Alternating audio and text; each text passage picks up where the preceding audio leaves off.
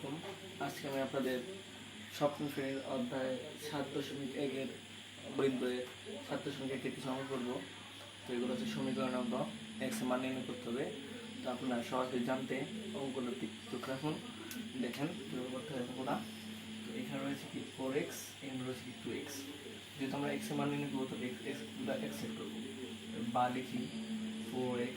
এখানে এটা 2 আছে, 2x কীভাবে আছে, 2x আছে ধনাত্মক, যখন আমরা সরাই এখানে নেব তো সেটা ঋণাত্মক হয়ে যাবে, কি হবো -2x।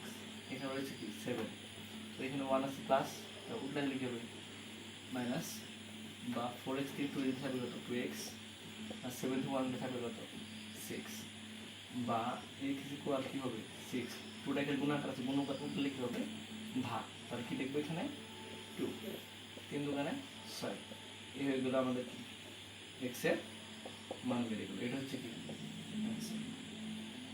বুঝতে পারছেন। তারপর নেক্সট আমরা এটা দেখবো। এখন এখানে রয়েছে কি 5x, আমরা x এর মান নির্ণয় করবো। তো 5x এখানে রাখবো, এখানে 2x ধনাত্মক আছে, উল্টা লিখে হবে ঋণাত্মক -2x।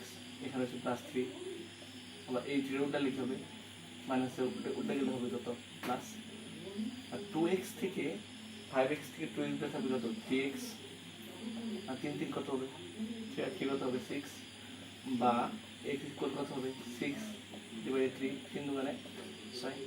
তাহলে x ইকুয়াল, সুতরাং x ইকুয়াল কি হবে x ইকুয়াল, এটা হয়ে গেল অঙ্ক।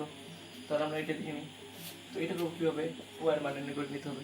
তো y আমরা সেট করে নেব 3/7y যদি এখানে নিয়ে আসি তাহলে কী হবে উল্টাই দিতে হবে, তাহলে ধনাত্মক ঋণাত্মক হয়ে যাবে 7y। এখানে আছে কত আমার -1, এটা কি উল্টাই নিব, এখানে লিখতে হবে কত হবে -1, যেহেতু প্লাস উল্টা লিখবে মাইনাস, বা 3y7 সাতের থেকে আমরা কত বাদ দেবো, কি বাদ দেবো, যদি বড় চিহ্ন মাইনাস চিহ্ন, সেই মাইনাস চিহ্ন দেবো, কত হবে -4y। বুঝতে পারছেন। এখানে কত মাইনাস আর মাইনাস, -1 আর -1 কত মাইনাস, আমার কি মান নির্ণয় করতে হবে y মান নির্ণয় করতে হবে, তাহলে -2 করে দেবো, দিয়ে দেবো কত 4। বুঝতে পারছেন। বা y ইকুয়াল কি হবে 2 কে 2 দুগুণে 4 হাফ হবে, দুটো কত হবে হাফ। এই যে অঙ্কগুলো হয়ে গেল। এরকম নিয়মিত অঙ্ক শিখতে আমার চ্যানেলটি সাবস্ক্রাইব করবেন। প্রত্যেক দিন আমরা আপনাদের সমস্যা ভিত্তিক আমরা আমাদের ক্লাসগুলো নেব। ধন্যবাদ।